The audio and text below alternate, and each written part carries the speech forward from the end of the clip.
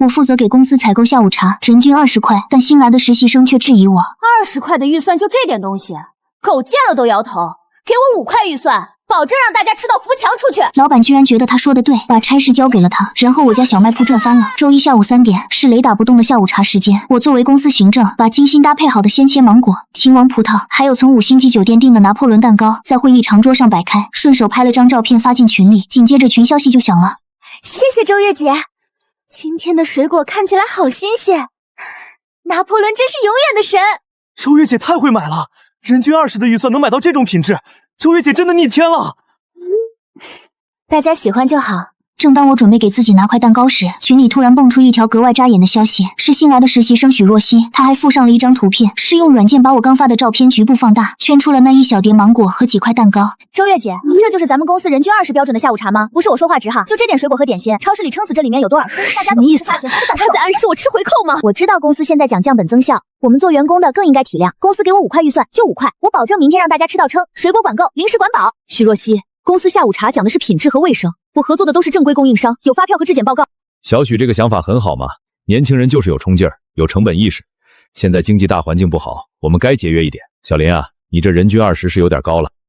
谢谢老板对我的肯定，我一定不辜负您的信任，把公司的钱当成自己的钱来花，坚决杜绝任何浪费和灰色空间。哦，对了，全体成员，从下周开始，公司下午茶采购交给实习生许若曦负责，预算暂定人均5元。老板大气，大家鼓掌欢迎，也感谢林把这活交给许若曦，简直是明智之选。谢谢老板，期待若曦为我们准备的下午茶。那些刚才还在夸我的人，此刻仿佛集体失忆，没人替我说一句话。我将打好的那段解释一个字一个字的删掉了。下班时间一到，我第一个冲出了公司，马不停蹄的去了临近便民超市，这正是我妈开了20年的小卖部。周月回来了，今天下班这么早啊？等等，你脸色怎么这么差？是不是工作不顺心？没事儿，不行就回家来，爸妈这小店还养得起你。老板娘，你店里这辣条怎么批发的呀？多少钱一包？许若曦，她怎么会找到这里来？这条街离公司有一段距离，并不顺路啊。小姑娘要批发辣条啊，这种5毛一包，量大的话还能便宜点。5毛？老板娘你骗鬼呢？像这种9块钱能买20包，折下来一包还不到5毛。那是电商补贴，我们实体店要算房租水电的，这个价格已经很公道了。3毛一包，我先要100包。小姑娘，3毛我真要亏本了。亏什么本啊？这种东西成本才多少？你别以为我不懂。再说了，我要是拿得多，以后就是我们公司的固定采购点了。我们公司好几十号人呢。3毛真不行，最低4毛5，不能再少了。4毛？这个面包什么时候过期？哎，还有3天，这种临期的你怎么卖？还有这些饮料都快积灰了。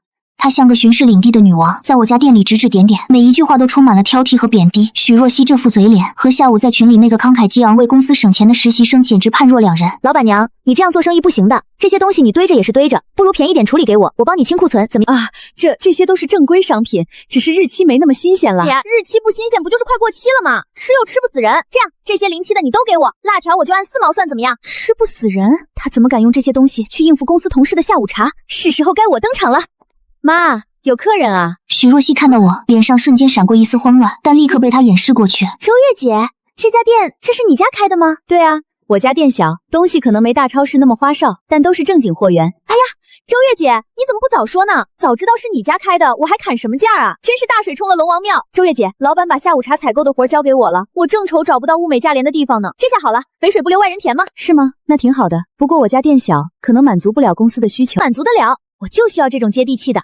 周月姐，你放心，我肯定照顾你家生意。老板娘，既然周月姐在这儿，那价格就按你说的4毛5一包吧。辣条先来100包，再把那些临期的面包、饮料什么的都给我装上点。我妈看着我，用眼神询问，我微不可察的点了点头。既然她要作死，那我没有不助力的义务。那真是谢谢你了，帮我们清库存。妈，许若曦是我同事，给她算便宜点，辣条就4毛吧。那些临期的看着给搭点，别让许若曦难做。周月姐，你太客气了，还是你懂我。咱们都是为了公司好嘛。我妈虽然不明白我想干什么，但还是配合着给许若曦配了货，一大箱辣条，几十个临期面包，还有若干颜色鲜艳的廉价饮料。结账的时候，许若曦看着那个远远低于她5块人均预算的总金额，脸上是压不住的得意和算计。周月姐，老板娘，那我就先走了，以后咱们可要长期合作了。周月，这怎么回事？这姑娘是你同事，她说的采购是怎么回事？她欺负我！这什么人啊？这不是欺负人吗？你怎么还让我按便宜卖给她？妈，他不是想省钱吗？不是想表现吗？咱们就帮他一把，让他省个够，让他好好表现，可劲儿买这些便宜货。我倒要看看他用这些物美价廉的东西能搞出什么名堂，到时候搬起石头砸的是谁的脚就不一定了。你这孩子，这不是惹麻烦吗？麻烦不是我主动想惹的，是人家骑到我头上来了。他不仁，就别怪我不义。这事儿没完。第二天下午，整个办公室都弥漫着一股不同寻常的气氛，大家都在猜测许若曦用5块钱预算能变出什么魔术。下午茶时间一到，许若曦和另一个被她拉去当壮丁的实习生抬着2个大纸箱，意气风发地走进了会议室。来，下午茶来了，大家别客气。同事们好奇地围了上去，然后所有人都愣住了。纸箱里是堆得满满的包装花里胡哨的辣条，旁边是散装的面包，包装简陋，生产日期模糊，看起来软塌塌的，还有几大瓶山寨包装的果汁饮料，颜色艳得像化工颜料。他热情地拿起一包辣条塞给离他最近的一个同事，那个同事拿着辣条，表情尴尬，吃也不是，不吃也不是。老板也闻讯走了过来，看着一桌子的辣条和廉价面包，皱了皱眉。许若香，这就是你准备的下午茶吗？是的，老板您看，预算严格控制在了5元以内，还有幼鱼，这些东西量大实惠，大家都能吃饱。徐若曦，这辣条会不会不太卫生啊？而且全是辣的，有些人吃不了呀。张哥，你这就不对了，公司花钱是让我们来工作的，不是来享受的。吃的东西不错了，还挑3拣4，要注重性价比，不比那些华而不实、虚高价格的东西强。是啊，许若曦也是为公司省钱，偶尔换换口味也挺好。来，我尝尝辣条，好久没吃了，回忆一下童年。有人带头，其他人也不好再说什么，只能硬着头皮象征性的拿一点。我看着平日里注重养生、喝下午茶都要算卡路里的女同事们，对着那油汪汪的辣条面露难色。有胃病的同事老李看着辣条直摇头。整个会议室弥漫着一股廉价的香精和辣味，许若曦却浑然不觉，还在那里洋洋自得地介绍那些东西，甚至拿起一包从我家买的辣条撕开，吃得啧啧有声，好像是什么人间美味。这个面包可软了，这个饮料可甜了，大家放心，吃不够我再去买，管够。尽情表演吧，现在吹得越响，将来摔得就越惨。我已经能想象到，当同事们得知真相后会是什么表情，尤其是当他们知道这家小卖部是我家开的时候，那场面一定很有趣。第二天，好几个同事顶着红肿的痘痘来上班，厕所的使用频率明显增高，垃圾桶里全是辣条包装袋，油渍很难清理。我的天！昨天吃完那辣条，我半夜胃疼的打滚。我也是，脸上爆痘，这周还怎么见客户啊？那个面包一股油齁味儿，我咬了一口就扔了。5块钱就给我们吃这个，还不如折现给我。但这些话没人敢拿到明面上去说，因为许若曦把自己打造成了成本控制英雄。每次有人稍微流露出不满，他就立刻进行道德绑架，甚至把每周为公司节约多少元下午茶成本写进了自己的实习周报，抄送给了老板。老板还在周会上特意表扬了他。下班后，我直接回了家的小卖部，我妈正在清点货物，看到我叹了口气，原来许若曦尝到了甜头，又跑来说要扩大采购品种，给同事们改善伙食。但他所谓的改善，就是寻找更便宜量更大的垃圾食品。这个薯点快过期了吧？便宜点，1块钱一包，我全要了。这还有半个月才到期呢，进价都不止1块啊！半个月不就是快过期了吗？你不卖给我，过期了就只能扔了，我这是帮你。还有这些散装饼干也都是临期的了吧？老板娘你做个好人，这些赠送给我算了，反正你们也要处理掉。小姑娘，这些东西虽然日期不那么新鲜了，但也是正规商品，不能白送。怎么不能白送？我这是在帮你们清库存，你们得感谢我。这样吧，这些饼干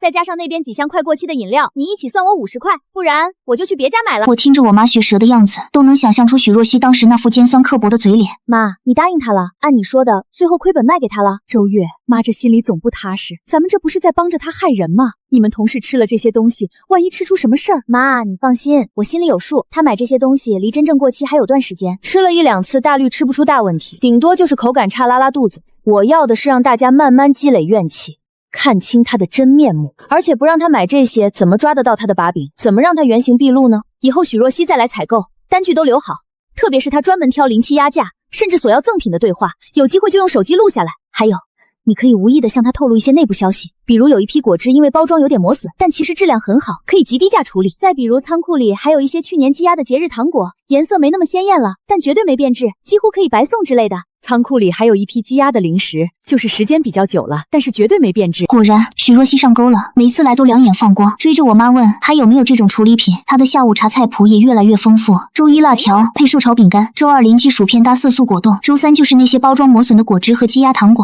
公司同事的抱怨声越来越大，直到周五下午，我正准备下班，同部门的设计师陈敏悄悄拉住了我。周月，有件事我得跟你说说，我实在看不下去了。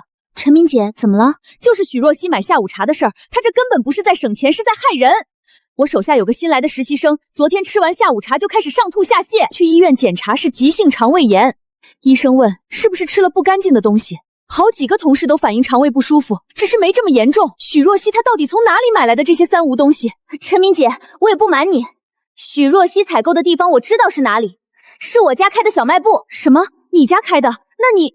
我不是供应商。许若曦事先并不知道那是我家店，是她自己找过去的。为了压价，专门挑最廉价临期的东西买。我妈实在拗不过她，我就知道这丫头心太坏了，用这些东西糊弄大家，还能把自己标榜的那么高尚。她这是踩着大家的健康给她自己铺路啊！周月，这事不能这么算了，得告诉老板。陈明姐，没用的，我们现在没有确凿证据证明同事生病就是因为下午茶。许若曦完全可以推责任，说是个人体质问题。而且老板现在正欣赏她的成本意识呢，恐怕也听不进去咱这些实话。那怎么办？就眼睁睁看着他这么胡作非为？当然不，陈明姐，我需要你帮我个忙。你人缘好，私下里多留意一下，还有没有其他同事有类似的情况？特别是像发票、聊天记录这种实在的证据。许若曦这么搞，肯定不止在下午茶这一件事上贪便宜。我们等她尾巴露得再长一点。好，我帮你留意着，这丫头一看就不是安分的主。对了，你看这个。我接过手机看了看，照片有点模糊，像是在商场柜台偷拍的，但能看清许若曦正在刷卡买单，而她手里的那张小票，抬头赫然是我们公司的全称，而她买的是一个奢侈品牌的包包，用克扣大家下午茶省下来的钱去给自己买奢侈品，真是贪得无厌，无耻到了极点。我昨天陪朋友去逛街，碰巧看到的，我当时就觉得不对劲，拍了一张。周月，这算不算证据？太算了，这不仅仅是证据，这是能把许若血彻底定死的铁证。周一早上，我刚进办公室，就感觉到一股不寻常的气氛，几个女同事围在一起低声议论着什么，眼神时不时瞟向许若曦的工位。只见她今天格外惹眼，穿了一身崭新的、质感明显不错的套装，而最扎眼的是她桌上那个崭新的奢侈品手提包。哎呀，周月姐早啊！你看我这个包怎么样？我男朋友非要给我买，说了不要不要，真是的。若曦，你男朋友真好，这包不便宜吧？还好啦，也就万把块钱吧。他说我上班辛苦了，犒劳我的。小许啊，背这么贵的包来上班，是不是有点太招摇了？王哥，这你就不懂了。包是门面，代表一个人的品味和阶层。我们虽然是为公司打工，但也不能太掉价，免得被人看轻了。他说着，目光轻飘飘地扫过我放在工位旁边的用了2年的通勤包。哟，这包是挺好看，不过小许啊，你男朋友对你可真大方，用公司的钱给你买包，眼都不眨一下呀。陈明姐，你胡说什么？这包是我男朋友用他自己的钱买的。我上个周末在国金中心好像看见有个背影跟你挺像的人在专柜刷卡，小票抬头写的好像是咱们公司名啊，难道是我眼花了吗？你血口喷人，肯定是看错了，那根本不是我，你凭什么污蔑我？整个办公室的人都看了过来，老板也被惊动了，从独立办公室里探出头。吵什么呢？这是上班时间。老板，陈明姐她污蔑我，她说我用公司的钱买包。有这回事？我就随口一说，可能真看错了。小许你别激动嘛。陈敏没再继续纠缠，回了自己工位。接下来同事们看许若曦的眼神多了许多探究和怀疑，许若曦显然也感觉到了周围气氛的变化，一整天都坐立不安。那个包被她塞到了桌子最底下。下午她主动在群里发消息，这周的下午茶我要给大家一个惊喜，好好改善一下伙食。陈敏姐说的是真的吗？她用公司的钱买包，怪不得下午茶给我们吃辣条，钱都省下来给自己买奢侈品了。我就说嘛，她那个男朋友听都没听说过，怎么突然就这么大方？真恶心，又当又立。下班后我故意磨蹭到最后，等人都走得差不多了，许若曦果然凑了过来，脸上堆着假笑。周月姐还没走啊？有点事。周月姐，今天陈敏姐说的话你别往心里来，她肯定是误会了。我家条件其实还行的，我男朋友对我也好，你不用跟我解释。周月姐，我知道之前接手下午茶的活，你可能有点不高兴，但我真的是为了公司好。这周我打算弄点好的，给大家改善一下。我找到一批特别划算的进口肉脯和高级卤蛋，价格比市场价低好多，保证让大家吃好。以她的德性，能买到什么好东西？在哪儿找的？货源可靠吗？可靠，就是你妈妈帮我介绍的。说是一个批发商清库存，价格特别低。我妈介绍的，她肯定不会主动介绍不靠谱的货源，肯定是许若曦又去软磨硬泡。我妈无意中提到了可能有这么个渠道，她就如获至宝的盯上了。我已经能想象到，肯定是些积压已久、临近保质期，甚至可能储存不当的食品。周月姐，你看咱们都是一个公司的，你能不能跟你妈妈说说，再帮我压压价？或者多送点别的东西给我，这次的下午茶很重要，我得让那些人把嘴都闭上。这我也不好插手店里的生意啊，不过既然是公司要用，我回头蛋诚跟我妈说说看吧。谢谢周月姐，老板娘人那么好，肯定会答应的。接下来的几天，许若曦像打了鸡血，而且那个包又被她堂而皇之地放在了显眼处。各位亲爱的同事们，本周五的下午茶将是历史性的一刻，本人呕心沥血为大家争取到了前所未有的福利：进口肉脯、星级酒店同款卤蛋、新鲜水果拼盘，人均预算依然严格控制到5元以内，敬请期待。真的假的？5块钱能吃这么好吗？许若曦，你不错啊！期待，终于不用吃辣条了。周月，他这是要做什么？那些东西看着就不对，静观其变。他这次玩的太大了。那些进口肉脯大概率是快过期，甚至已经变质的处理品。卤蛋可能是小作坊生产的3无产品，水果估计也是某个水果批发市场清仓的尾货。周五下午2点半，许若曦和几个被他拉来帮忙的实习生就开始兴师动众地布置会议室。长长的会议桌上铺了一次性桌布，摆满了琳琅满目的食品，大量的独立包装肉脯堆成了小山，卤蛋用精美的盘子装着，水果拼盘虽然刀工粗糙，但量确实很大。3点整，同事们怀着好奇和期待涌入会议室。哇，今天这么丰盛，看着不错啊。若曦可以啊，这次真下血本了。大家别客气，放开吃，管够！我说到做到，5块钱一样能让咱们享受高品质的下午茶。我拿起一块肉脯，包装袋上的生产日期喷码有些模糊，但还是能勉强看出，距离保质期只剩不到1周。卤蛋的包装简陋，连个像样的生产厂家都没有。水果闻着有一股不太新鲜的、熟过头的气味，但同事们已经被前几周的辣条折磨够了，看到这些硬货，纷纷动手开吃。这肉脯感觉味道有点怪啊。好像是有点，不过还算能入口。这卤蛋倒是挺入味儿。水果也挺甜的。许若曦听着大家的称赞，下巴扬得更高了。老板看到这丰盛的场面，满意的点点头。小许这次搞得不错嘛，看来把采购交给你是正确的决定。谢谢老板的肯定，这都是我应该做的，以后肯定会争取做得更好。老板自己先拿起一块点心咬了一口，他嚼了2下，脸上的笑容就淡了，放下点心，端起茶水猛喝了一口。这味儿不对啊，有点齁了。这果汁也没个标签，是山楂味的吗？闻着好像有点酸。下午4点半左右，距离下午茶结束刚过1小时。先是坐在我对面的小王，脸色突然变得苍白，捂着肚子直接冲向了厕所。我也不舒服，想吐。我肚子好痛。我的天，我头好晕。怎么有2个许若君？有人趴在桌子上，有人痛得弯着腰直不起来，更多的人争先恐后的冲向厕所。门口很快排起了队。咱们这是怎么回事？是不是吃坏东西了？肯定是下午茶的问题。大家别慌，可能是巧合，或者是各个人肠胃不好。他的话音刚落，平时身体最壮实的司机老刘哇的一声吐了出来，场面彻底失控。呕吐物的酸臭味加上此起彼伏的痛苦呻吟，一时间整个公司乱了套。叫救护车！快叫救护车！许若曦，这到底怎么回事？你从哪里买来的东西？我不知道啊，这些都是正规渠道，很便宜买来的。救护车的声音由远及近，撕破了办公楼的宁静。最终包括老板在内，超过1半吃了下午茶的同事被紧急送往医院。初步诊断是集体食物中毒，我现在需要你们配合做一下详细的检查。公司里一片狼藉，剩下的人人心惶惶。不可能，这怎么会？到底是哪里出了问题？不应该啊！许若曦，这就是你所谓的历史性的一刻吗？是你，是林周月，一定是你搞的鬼！这些东西都是从你家小卖部买的，渠道是你和你妈，合起伙来害我！许若曦的尖叫声在空旷而狼藉的会议室里回荡，格外刺耳。她像是终于找到了宣泄口，把所有恐惧和罪责都泼向我，完全没有半点平时的清纯模样。剩下的没中毒或症状较轻的同事，以及匆匆从医院赶回来的老板，目光都聚焦在了我身上。林周月，他说的是真的，这些东西的货源跟你家有关。就是他家开小卖部的。他因为我接了他的工作怀恨在心，就故意让他妈介绍这种劣质货源给我。他是存心要搞公司的下午茶，让我背黑锅。我的天，原来是内斗啊！我就说嘛，怎么可能那么便宜？林周月这心思也太深了吧，连累这么多人。许若曦，你少血口喷人，周月根本不是那种人，分明是你自己贪便宜，净买烂货。陈明姐，你当然帮他说话，你们是一伙的。场面一片混乱，我始终没有说话。等许若曦的表演告一段落，所有人的目光再次集中在我身上。老板，许若曦说的部分属实，这些食品的货源确实是通过我家小卖部联系的。这话一出，满座皆惊，连陈敏都愣住了，不解地看着我。老板，你听到了吧？他承认了，就是他，必须让他承担所有人的医药费、误工费。但是关于合伙陷害、故意提供劣质货源的说法是污蔑，我有证据。证据？你能有什么证据？我没再说话，而是径直走向会议室的投影仪，连接了我的笔记本电脑。许若曦想冲过来阻止，被旁边一个男同事拦住了。投影亮起，监控画面清晰度很高，是我家小卖部收银台的角度。老板娘，这种破包装的肉脯肯定没人要了，你再便宜点。还有没有日期更早的？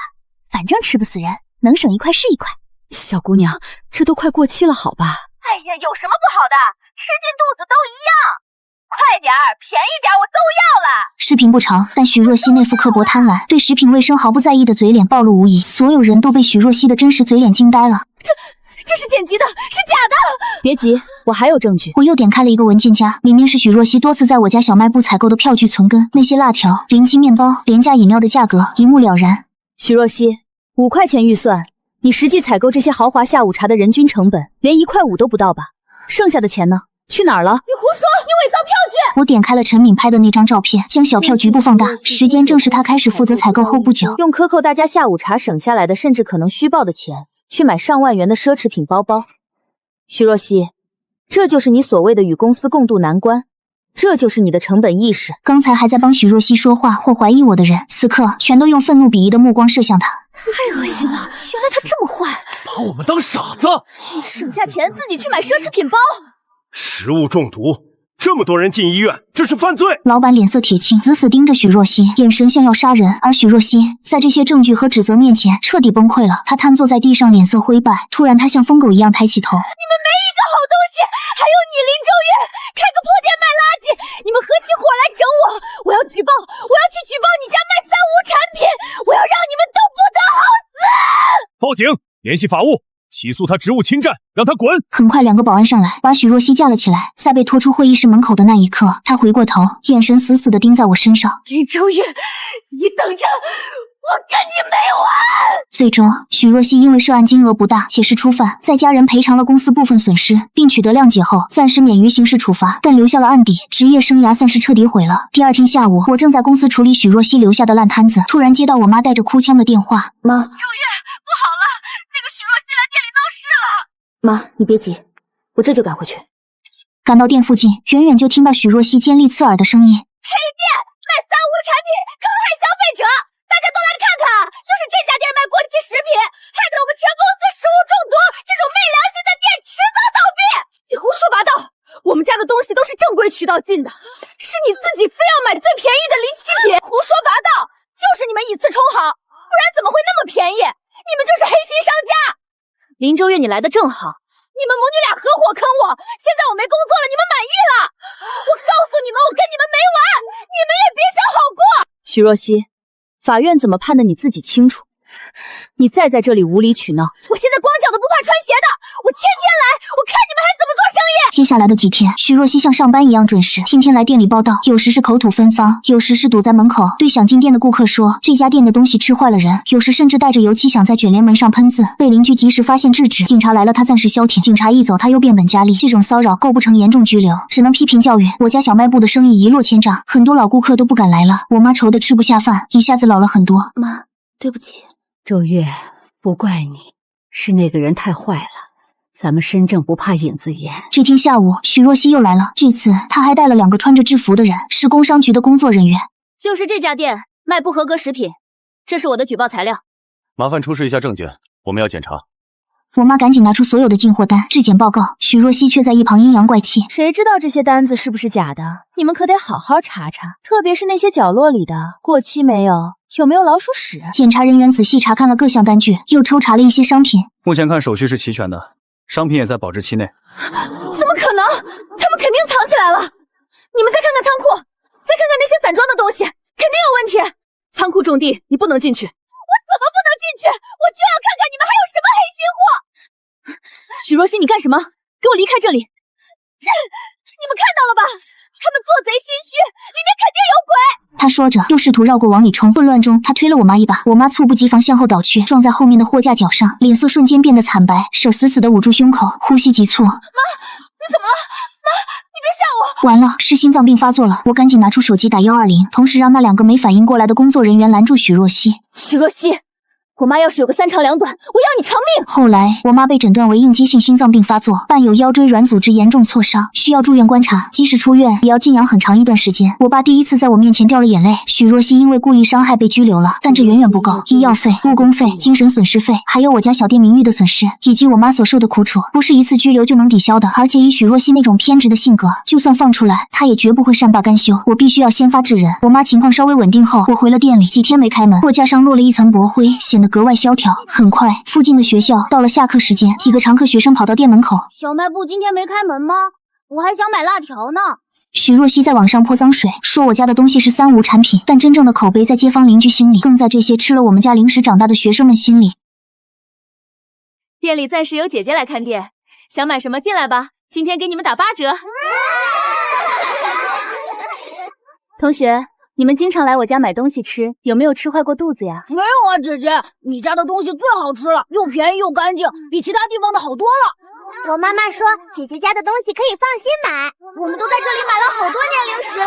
之后我找了个机会，跟几个比较熟悉的家长聊了聊。还有这种事儿，太缺德了！老板娘多好的人啊！那个天杀的，我们一直都是买你们家东西，从来没问题。他这是污蔑！我知道口说无凭，但现在那个许若曦在网上胡说八道，对我们影响很大。我想能不能请你们还有孩子们帮我们做个证，不需要做什么，就是说句实话就行。这有什么不行的？必须的，不能让好人受冤枉。我让我家小子给你作证，他吃了你们家5年零食了，壮得像个牛犊子似的。与此同时，被拘留了几天的许若曦，因为情节轻微，加上她家人苦苦哀求，并预付了部分赔偿，被放了出来。她一出来，就在本地的论坛贴吧用耸人听闻的标题发帖，帖子里她极尽歪曲之能事，把自己包装成揭露黑幕的英雄，把我们母女描绘成十恶不赦的奸商，还附上了我妈店里模糊的照片和公司同事食物中毒的虚假描述。她甚至开通了短视频账号，哭得稀里哗啦，讲述自己被陷害、被打击报复的悲惨经历。不明真相的网友被煽动，开始搜索我家小店的信息，电话骚扰。陈敏和几个知情的同事气不过，在网上帮我澄清，但很快就被许若曦请的水军和不明真相的网友的问候声淹没了。闹吧，你现在闹得越欢，到时候脸就被打得越肿。之后我联系了陈敏，拿到了许若曦购买奢侈品包的电子版小票，和那些愿意帮忙的家长、学生们建了一个群，名字就叫正义联盟。是时候收网了，许若曦，你以为网络是你的保护色？我会让你知道什么叫玩火自焚，你点燃的这场火会把你烧得干干净净。我选在周六晚上8点黄金流量时段，直接用我的个人短视频账号开启了一场直播，标题直接点名实地探访黑心店临记超市。直播间开播几分钟，在线人数就突破了1万，弹幕飞快滚动，大部分是污言秽语和质疑。我调整好手机支架，镜头对准收拾得干干净净的店铺。大家好，我是林周月。临记超市是我家开了20年的店，最近关于我家的很多不实传言在网络上传播，今天开这个直播目的只有一个，用事实说话。这些是我家小店近3年来所有食品类商品的进货单据、供应商资质以及对应的质检报告复印件，每一笔进货来源清晰，手续齐全，欢迎随时来调查。接下来请大家看几段录像。第一段，许若曦在店里专挑破损包装的肉脯。第二段，她为了几毛钱辣条跟我妈争得面红耳赤。第三段，她索要临期品做赠品的嘴脸。弹幕的风向开始变了。许若曦用远低于公司预算的价格采购劣质临期食品，却对同事宣称是高品质下午茶，而省下甚至可能虚报的钱，她用来购买了这款价值近万元的奢侈品包包。这就是她所谓的维权和揭露黑幕。此时直播间在线人数已经突破10万，弹幕彻底反转，全是亲切问候许若曦的。就在这时，店门口传来一阵喧闹声，只见几十个学生在家长的陪同下，整整齐齐地站成几排。这家店的零食很干净，最好吃，我们全班同学都可以作证。各位网友，我们是附近学校学生的家长，这家超市在这里开了20年了，我们的孩子都是吃他们家零食长大的。老板娘为人厚道，东西从来都是明码标价，质量有保证。那个许若曦完全是在污蔑我们这些老街区都可以有人格担保。事实就是这样，许若曦因为工作中的过失被公司开除，却怀恨在心，捏造事实，网络诽谤，甚至上门闹事，推搡我母亲，导致我母亲心脏病发，至今仍在住院。我们一家本分经营小店20年，从未想过会遭遇如此无妄之灾。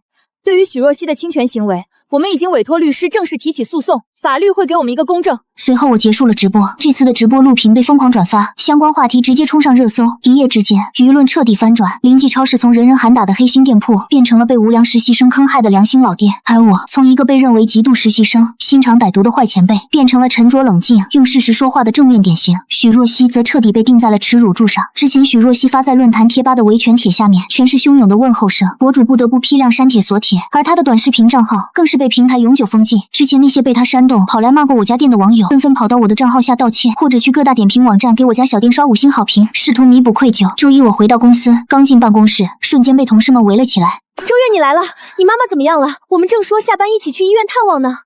哎呀，周月，之前真是误会你了，我们都不知道许若曦是那种人。你那天直播太帅了，直接把他锤死了。现在知道来说好话了。当初周月被冤枉的时候，怎么没见你们吱一声？闻言，那几个之前附和许若曦的同事顿时满脸尴尬的散开了。别理他们，都是墙头草。老板在办公室等你，说有事跟你谈。我点点头，走向老板办公室。老板看到我，脸上是前所未有的热情和一丝不易察觉的尴尬。周月啊，快坐快坐，你妈妈身体好点了吗？公司决定给你妈妈出一部分营养费和精神损失费。谢谢老板，不用了。该谁的责任，法律会有公断。之前呢，公司也是被许若婷蒙蔽了，这件事公司也有视察的责任。你放心，公司已经正式向法院提起诉讼，追究许若婷职务侵占和诽谤的法律责任，绝不容忍这种害群之马。另外，公司经过研究，决定撤销之前对许若霞的一切不当表扬，恢复你行政采购的职务，并且鉴于你在这次事件中表现出的冷静和担当，决定任命你为行政部副总监，全面负责后勤保障工作，薪资上调50%。谢谢老板，我会尽力。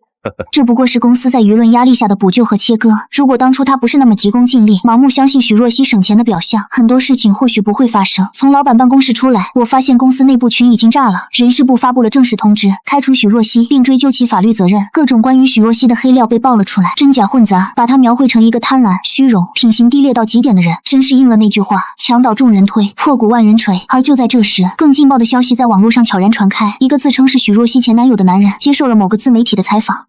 大家别再被他骗了，我根本不是什么富二代，我就是个普通打工的。那个奢侈品包，90%的钱是用我的信用卡分期刷的，剩下的是他用公司挪用的钱补上的。